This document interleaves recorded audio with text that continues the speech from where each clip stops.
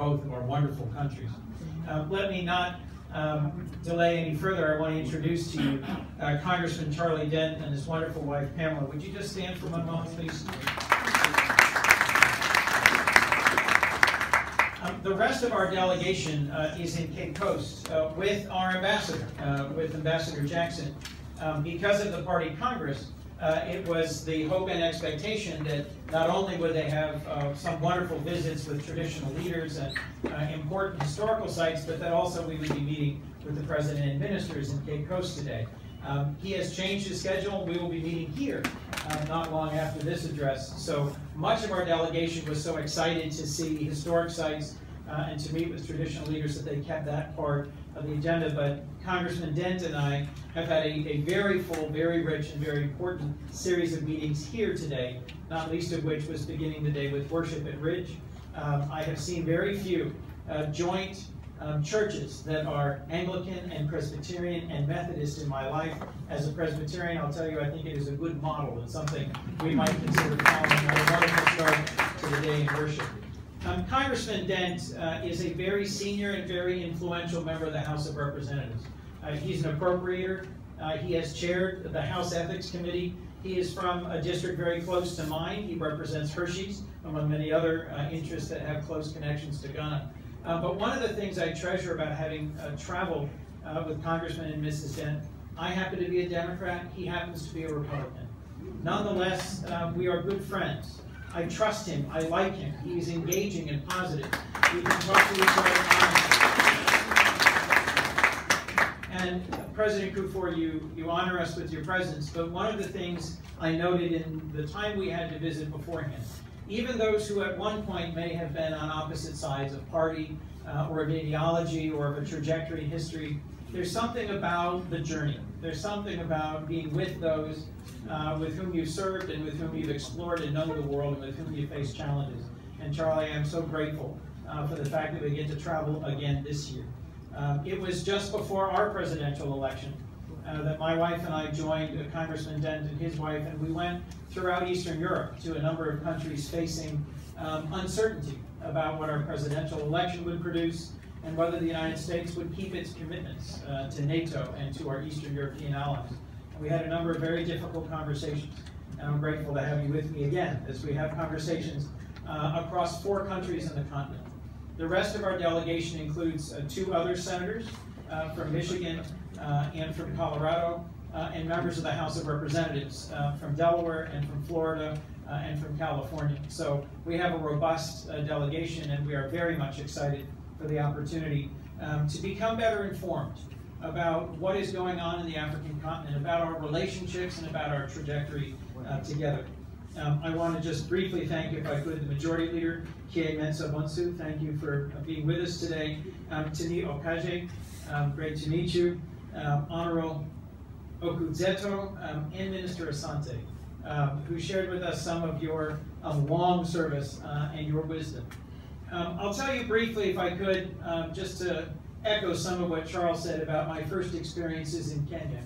I was an arrogant young man, an American college student, and I thought I knew a lot. And within a matter of days, families with whom I had the honor of staying across Kenya humbly, quietly helped teach me how little I really knew about a very wide range of things. It was my first attempt at milking a cow. It was very unsuccessful. My first attempt at working the ground with a hand hoe, and 2 girls, one 8 years old and one 10 years old, were much more productive than I was. A number of other experiences, but one that stays with me to this day. I was at a Presbyterian church in Ngong in East Africa. It began with song and some reflection and some prayer, and about an hour into it, there was a spontaneous parade. We all got up and we went out and we walked all the way around the village, and we woke up everyone who wasn't up yet, and anyone who wasn't at church was brought into church and into the 2nd and 3rd hour. And as the sermon began, a woman sitting next to me turned to me and said, "Are you a missionary from your country?" And I said, "Me?" I said, no. You don't need a missionary from where I'm from. My church needs a missionary from here. I've never seen such excitement and passion for service, passion for making a difference, commitment to family, and to connectedness and tradition. So if I might just start by that, one of the ways in which Ghana is a model, not just for Africa, but for the world, is in 6 decades of independence. Repeated, multi-party, robust, wide-open elections and peaceful transitions. One of my own classmates from Amherst College was just re-elected to the presidency of Kenya. And it was an open question whether or not this election would happen peacefully, whether or not it would happen on time. And in a continent, in a world where democracy is under real pressure in so many places and in so many ways, I want to begin by thanking you for being, as a free nation over 6 decades, an exemplar to the world of what repeated elections make possible, and that we together can continue this journey of democracy. Neither of our democracies is perfect. Neither of our democracies has yet fully lived up to the promise of the institutions of democracy, but we can learn a great deal from each other. So let me just say the overarching goals of our delegation are, first, to learn more from you, to ask your input and your advice, and to learn more about the challenges facing West Africa, and in particular Ghana, and to ask what we as representatives of your good friends and partners, the American people, can do together. And we've had a number of meetings just earlier today to look at some of the challenges, for example, of climate change, to look at some of the challenges of changes happening in our world, some of the challenges of drug trafficking, for example, which afflicts both of our countries. Second, we're here to understand Africa's potential and its opportunities. We're here to listen and to find new ways to work together. One member of our delegation has literally never been to Africa before. One member has been to Ghana, I believe, Christy, 11 times? 12. 12 times. This is her 12th visit, so Congresswoman Barbara Lee. So we have members of our delegation who are new to the continent and members who know it far better than I. One other thing I have to correct about the introduction, which was overly generous. Nothing positive has happened in the Congress of the United States with regards to the U.S.-Africa relationship without great partners, without Republicans and Democrats in the House and the Senate. Perhaps I just am more self-promoting than the others, that you have the mistaken impression that I am the most effective. There are many who have done this work along with me. And as I say, we come from all over the country.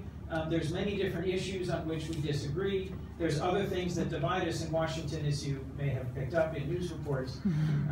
But we are, all 7 of us, committed to a sustained, deep, and constructive relationship between the United States and Africa. I recognize, Congressman Dent and I recognize, that around the world many are questioning whether or not the United States will sustain its commitments, whether we will continue to meet the commitments that we've made, and whether we will still be the sort of country and the sort of leader we have long been.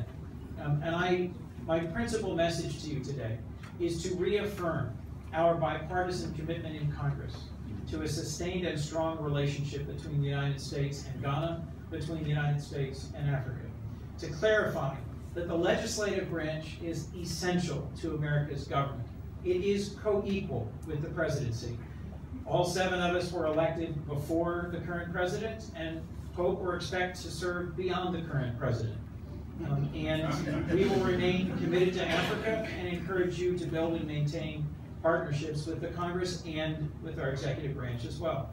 And to give you just a few quick examples, our commitments don't just transcend political parties, they transcend American presidencies. That's why successful initiatives designed to bring our countries together have endured. If you think about it, AGOA, PEPFAR, MCC, Power Africa, Feed the Future, YALI, these are just a few examples, but they are examples of continuity. When we have a new president, a new presidency, there is not a dramatic shift in American policy towards Africa. If anything, president after president has refined and built upon the connections built by their predecessors. It was President Bill Clinton who signed into law the African Growth and Opportunity Act. It was continued and sustained by Presidents Bush and Obama, but it was my friend and partner, Senator Johnny Isakson, who worked along with me in 2015 to extend it by 10 more years, and it was President Obama who signed that extension into law. Why is this important? Because it gives duty-free, quota-free access to the American market. and particularly in apparel for Ghana, but in many other areas. It has allowed for great growth in the U.S.-Africa relationship. AGOA non-energy and exports from Africa to the United States under AGOA have grown from just over $1 billion in 2001 to over $4 billion last year, a fourfold increase in exports to the United States. But there is so much more that we can and should do to strengthen our trading relationships. By one study's account, 300,000 jobs have been created by AGOA's impact in one country alone. President George W. Bush led the creation of the President's Emergency Program for AIDS Relief, or PEPFAR. PEPFAR, since 2003, has achieved remarkable results in partnership with African leaders and with African public health professionals. Today, investments by partners, the resilience of the African people, and the generosity of the United States have saved over 12 million lives. And nearly 2 million babies have now been born HIV-free to infected mothers. President Bush also started the Millennium Challenge Corporation, an innovative approach to aid and development which continues to reduce poverty through economic growth in countries across the continent. Ghana has benefited from the MCC now twice. On my first visit here in 2011, I specifically went with Senator Isaacson to see some of the positive first fruits of that first compact. That $547 million compact was focused on transportation and agriculture and rural development. And the second, which began in 2014, is focused on electricity. It's a roughly $500 million compact to improve access to electricity. And it's my hope that you will make significant progress in the steps that have to be taken in order for the utility here, the utility sector, to be able to take advantage of this significant commitment of partnership. One of the things I most like about the MCC model is that it begins with what an African nation's own development priorities are. We don't show up and say, these are our development priorities, would you like our money? We show up and say, what are your development priorities? And in a long study process, identify shared priorities and then commit to a 5-year, in this case, nearly $500 million partnership. It's my hope that political will exist to make the hard choices in front of us, to make progress together in providing access to power. President Obama continued this bipartisan legacy with the Power Africa program, which is the principal focus of the second MCC compact. And many of us worked hard together to pass the statute, the Electrify Africa Act, that made that legally possible. Power Africa has the potential to deliver electricity to 50 million Africans. That makes a difference in terms of children studying at home, or cutting-edge hospitals being able to deliver state-of-the-art health care, or manufacturing. If you really want to have one manufacturing plant in every district, there has to be electricity to power those innovative new plants. Feed the Future, another great initiative of President Obama's, is designed to address the root causes of hunger and increase agricultural production. And as I mentioned in my first visit, we got to see, we tasted the best pineapples I've ever had in my life. It's truly remarkable advance in agriculture in Ghana, and I think we just had some of those lunch earlier today. If we've got most of the arable land on Earth on the continent of Africa, and it is one of the highest employment sectors on the continent, and yet Africa is a net food importer, then something isn't right. And it is to the United States to transfer technology around hybrid seeds, around storage and production and transportation methods, and to work with you in partnership. To the extent there's lessons from our agricultural sector we can share, wonderful. And I think that's essentially what Feed the Future is about. Let me close with one other, a personal favorite, the Young African Leaders Initiative. Last night, our ambassador hosted a reception for quite a few of the Yali Fellows, particularly some who've just returned from this past year. It is an annual program launched by President Obama that brings 500 promising young Africans from a wide range of ages. Young, they're not 18, and some of them are as old as 30. And I've gotten to speak and to meet with them, and the University of Delaware, from my home state, is one of the host institutions. And a friend of mine, an entrepreneur from Zimbabwe, is starting a program to make it a mutual exchange, where young Americans coming out of college or graduate school come to Africa to learn about business and opportunity here for 6 months, just as 500 young Africans are coming to the United States. That's a program I'm determined to work with President Obama and with friends and partners in the Congress to sustain for the long term, to make sure that it's vibrant and to make sure that we expose the positive side and the real side of the United States to thousands of young African leaders. We don't yet know what the Trump administration's initiatives will be for Africa, but we do know, and I'm here to reassure you, that on a bipartisan basis, we in Congress will continue to sustain these tremendous initiatives that have been launched and built up over many years by presidents, both Republican and Democrat. We recognize that the 54 countries of the continent of Africa have unique histories, cultures, challenges, and opportunities, and we are prepared to partner on a bilateral basis to help address them, to learn more about them, and to make sure that we all have a stronger future together. We know that there are challenges that we face in common. As I mentioned, we visited at Birmingham the Naval Operations Center, got to see some of what the United States Navy is doing in partnership with the Ghanaian Navy. There are folks who are bringing illicit drugs to the coastline of Ghana, just as they are doing all over the coastline of the United States. This is a scourge that affects all of our communities and people. And to the extent we can share technology and resources and capabilities in the fight against drugs, we welcome the chance to do that. We're aware that some continue to exploit child labor in the cocoa industry and in fishing offshore. And great work has been done to address this challenge. We'll also be visiting a cocoa farm in Cote d'Ivoire, meeting with the First Lady of Cote d'Ivoire. There's more to be done on this. There's been progress. Government efforts have been significant, but more needs to happen to hold perpetrators accountable and to improve our joint fight against trafficking in people. We recognize also that too often corruption has been a challenge in my country and in your country. You mentioned just in passing local office. I spent 10 years in local office in the United States. Today, I'm the ranking Democrat on the Senate Ethics Committee. But I had a hard first decade in local office because I ran against a very powerful and entrenched local elected official who was successful in politics because he didn't play by the rules. He broke some of our laws. He was ultimately investigated and indicted, and I was able to proceed with a cleanup of our police department and of our local electoral system.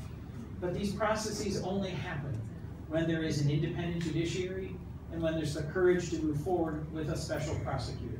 Something I hope there will be the determination and conviction to do here, just as we are working in a bipartisan way to protect the special prosecutor currently at work in the United States Capitol in an investigation that is very important in our country. Neither country has a perfect democracy, but by traveling together, we can go farther and we can go more surely. We also know that there's tremendous potential all across West Africa, not just, as I mentioned before, in your example as a multi-party democracy, but because of the things that you've done for this region and for the world. As we got to visit your military, both the Navy and Army headquarters earlier today, we were reminded because of a monument to peacekeepers, how much Ghana has contributed to peacekeeping, how much training you provide to other peacekeepers, and the more than 10 UN-sanctioned peacekeeping missions to which Ghanaian military have contributed their time, their effort, their skills, and in many cases even their lives. Your leadership in ECOWAS, in the African Union, in the IAEA, is a reminder that Ghana has contributed to building peace, not just in this region, but literally in the world. And there's more that we can and should do together. We've had a number of visits to see on a small level how specific interventions can make a lasting difference. But I just wanted to point to these ways in which your contributions internationally have had a global and lasting impact. From agriculture to technology, from manufacturing to fashion design to film, we want to build partnerships between American businesses and West African innovators and entrepreneurs that build our nations. We're determined to continue investing in programs like YALI that will train the next generation of leaders, whether it be journalists or entrepreneurs, faith leaders or civic leaders, and we want to make sure that together we have a healthier and more prosperous world. When I was first here in 2011 with my wife, we visited what was then Ridge Hospital. Earlier, we had a chance to visit Accra Regional Hospital and to see what a remarkable change there has already been in what is now a world-class hospital for this entire region. So we have shared goals. We have shared goals to strengthen our democracies, to grow our economies, to have countries that are less corrupt, more efficient, more capable of delivering on the promise that we all care about together. We have a great deal of work to do. I'll remind you that when President Obama became the first sitting president to address the African Union in 2015, he told the gathered heads of state the most urgent task facing Africa today and for decades ahead is to create opportunity for this next generation. I host an annual conference in my little state of Delaware whose title is Opportunity Africa. That is intentional because every year I have the opportunity to bring ambassadors and heads of state, business leaders, entrepreneurs, figures who are real leaders in Africa to help my constituents understand that Africa is not a continent of famine and disaster. Africa is a continent of immense potential. The 21st century will be an African century. And if the United States can play its role in supporting and strengthening the democracies, economies, and futures of the people of Africa, it would be a great blessing for my people and my country. Thank you for a chance to be with you. I look forward to your questions.